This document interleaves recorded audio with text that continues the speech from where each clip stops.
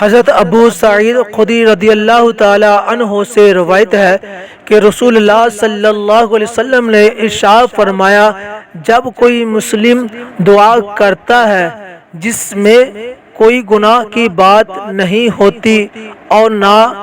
رشتہ داروں کے حقوق برباد کرنے کی بات ہوتی ہے، تو اللہ ایسی دعا کو ضرور قبول فرماتا ہے، یہاں تو اسے دنیا ہی میں اس کی دعا قبول فرماتا ہے اور اس کا مقصد پورا ہو جاتا ہے، اور یہاں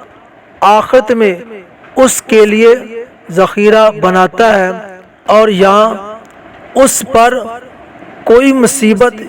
یا برائی آنے والی ہوتی ہے جسے وہ اس دعا کی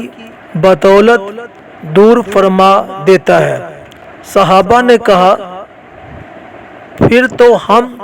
بہت زیادہ دعا مانگا کریں گے۔ آپ صلی اللہ علیہ وسلم نے فرمایا، اللہ بھی بہت دینے والا ہے۔ دوستان محترم، اس حدیث کے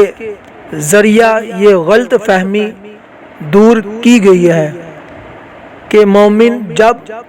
اپنے کسی مقصد کے سلسلے میں اپنے رب سے التجا کرتا ہے، پھر اگر وہ اس کے تصور کے مطابق پورا نہ ہو تو وہ سمجھتا ہے کہ اس کی دعا بیکار گئی، اور خدا کے بارے میں یہ تصور کرتا ہے کہ اس نے اسے پکارا لیکن اس نے نہیں سنا۔ اس طرح وہ خدا کے بارے میں کسی نہ کسی حد تک بدگمانی اور مایوسی کا شکار ہو جاتا ہے۔ حضور صلی اللہ علیہ وسلم فرماتے ہیں کہ ہر جائز دعا قبول ہوتی ہے اور اس کی 3 صورتیں ہیں، یا تو اس دنیا میں اس کا مقصد پورا ہو جاتا ہے،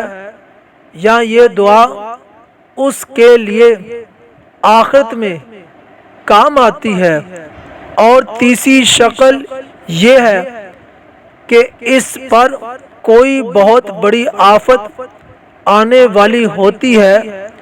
جسے اس دعا کی بدولت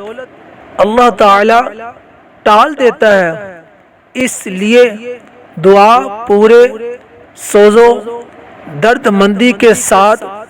مانگنی چاہیے اور بہت زیادہ